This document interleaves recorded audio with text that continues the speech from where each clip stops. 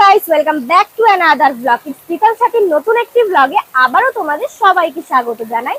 So guys, এই বর্ষার ওয়েদারে আজকে আর কোনো বাইরে গিয়ে খাওয়া দাওয়া না, আজকে আমরা বাড়িতেই রান্না করে খাবো, তাও আবার এই বর্ষায় কলা পাতায় ইলিশ মাছ। আর ইলিশ মাছটা রান্না করবে আমার মা।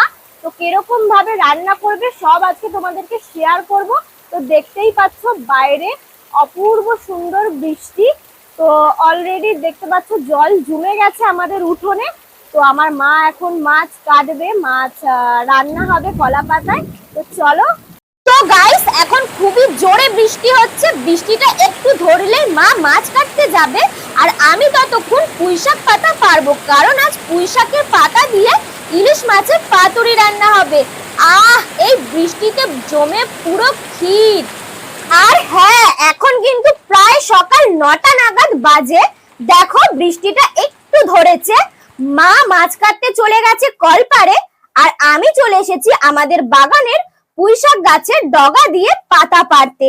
তো দেখছো কত বড় বড় পাতা, এই পুঁই পাতা দিয়ে ইলিশ মাছের পাতুরি খেতে দারুণ লাগে, আলাদাই স্বাদ। শুধু পাতাটা দিয়ে এক থালা ভাত খাওয়া হয়ে যায়। তো যারা যারা এই পুঁই পাতা দিয়ে ইলিশ মাছের পাতুরি রেসিপিটা জানে না, তাদের জন্য আজকের এই ভিডিওটা। যাই হোক গাইস, গাছে বেশি পাতা নেই, অলরেডি খেয়ে খেয়ে শেষ করে দিয়েছি, তাই খুবই অল্প পাতা সংগ্রহ করতে পারলাম তোমাদের জন্য শুধু রেসিপিটা শেয়ার করব বলে।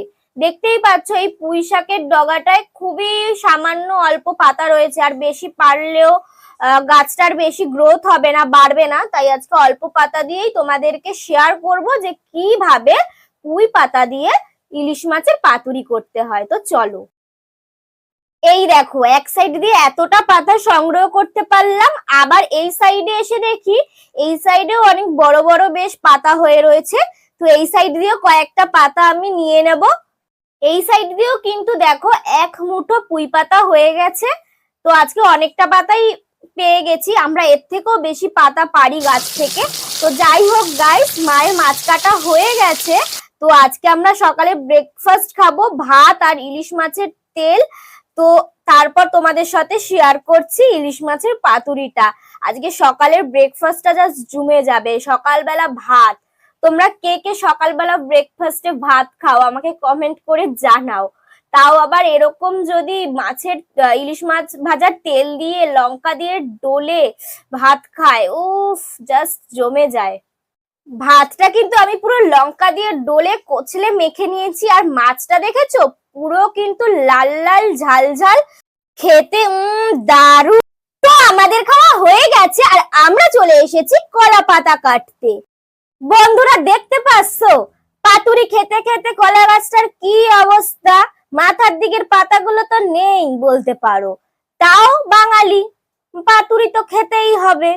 কিন্তু সব থেকে মজার বিষয় কি জানো, এত পাতা কেটে নেওয়ার পরেও কিন্তু এই গাছে আমাদের কলা হয়, কাঁচ কলা, অনেক অনেক। কলা পাতা কাটা কমপ্লিট। এইবারে আমার মা মাছগুলোকে ঘরে এসে মাখিয়ে নিচ্ছে। মাছের উপর পরিমাণ মতো হলুদ, স্বাদ মতো নুন, আর মিক্সচার মেশিনে পেস্ট করে নিয়েছে সর্ষে আর কাঁচা লঙ্কা, সেটা এখন দিয়ে দিচ্ছে মাছের উপর। এবারে মাছটাকে এটা দিয়ে ভালো করে মাখাতে হবে। তার আগে কলা পাতাটা ধুয়ে মা আগুনে সেকে নিয়েছে, এটাতে এবার একটু ভালো করে তেল মাখিয়ে নিল, তারপর মাছটাকে ভালো করে ম্যারিনেট করছে।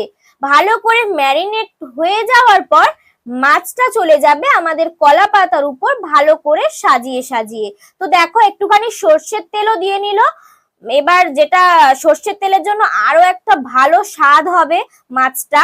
তো দেখো ভালো করে কিন্তু মা ম্যারিনেট করে নিচ্ছে, দেখতে কিন্তু দারুণ লাগছে। এইবারে দেখো সুন্দর করে কিভাবে সাজিয়ে নেয় মা কলা পাতার উপর মাছগুলোকে। আর হ্যাঁ, আমি যে সেই পুঁই শাকের ডগা দিয়ে পুঁই পাতাগুলো পেরে নিয়ে এসেছিলাম, সেগুলো কিন্তু মা ধুয়ে কুচিয়ে নিয়েছে। এবার সেই কোচানো পুঁই পাতাগুলোকে ওই মাছের যে ম্যারিনেটের যে মশলাটা বেঁচেছে সেই মশলাটার সাথে ভালো করে মাখিয়ে নিচ্ছে। সাথে একটুখানি নুন দেবে, একটু হলুদ দেবে সামান্য, আর সেই ভালো করে মশলাটাকে মিক্সার থেকেও নিয়ে নিল, যেইটুখানি কাঁচা কুচো বেঁচে ছিল, তো সেটা দিয়ে এখন ভালো করে কচলে কচলে মেখে নিচ্ছে। তারপর যে পাতায় সাজিয়েছে মাছগুলো, সেই সাজানো মাছের উপর থেকে এই পুঁই পাতাগুলো সাজিয়ে সাজিয়ে দিয়ে দিচ্ছে। তো সাজানো হয়ে গেছে, এবার এই পাতাটা তুলে দেবে কড়াইয়ের উপর। আর এই কড়াইয়ের তোলাটা কিন্তু বেশ ঝামেলার, কঠিন, কিন্তু বাঙালির কাছে এটা কিছুই না, কারণ বাঙালিরা যেহেতু পাতুরি খেতে খেতে অভ্যস্ত। যাই হোক, এবার এটা আগুনে বসে যাবে, আর ততক্ষণে আমি ফ্রেশ হয়ে আসব দুপুরবেলা। তারপর এইটা হয়ে গেলে এটা দিয়ে আজকে লাঞ্চ হবে। তো এখন আমি ফ্রেশ হয়ে আসি, চলো। তো ফাইনালি আমি স্নান করে ফ্রেশ হয়ে চলে এসেছি, আর এইদিকে কিন্তু আমাদের পাতুরিও কমপ্লিট। এইবার আমি ভাত আর এক পিস মাছ, সাথে যে পুঁই শাক পাতাটা দিয়েছিলাম, এই দেখো পুঁই পাতাগুলো, এই যে পুঁই পাতাটা, এইটা দেখো, এটা দিয়ে এক থালা ভাত মেখে খাওয়া হয়ে যায়। কি দারুণ লাগে খেতে, আর মাছটা দেখো দারুণ সেদ্ধ হয়েছে কিন্তু। তো চলো এই পুঁই পাতাটা দিয়ে ভাতটা অল্প করে প্রথমে মাখিয়ে নি। চুমু, জাস্ট চুমু খেতে হয়েছে। তো তোমরাও কিন্তু এটা ট্রাই করতে পারো। বাইরে এরকম বৃষ্টি আর ইলিশ মাছ সাথে পুরো জমে গেছে। তো আজকের ভিডিওটা এই পর্যন্তই, দেখা হবে আবার পরের ভিডিও নিয়ে। টাটা।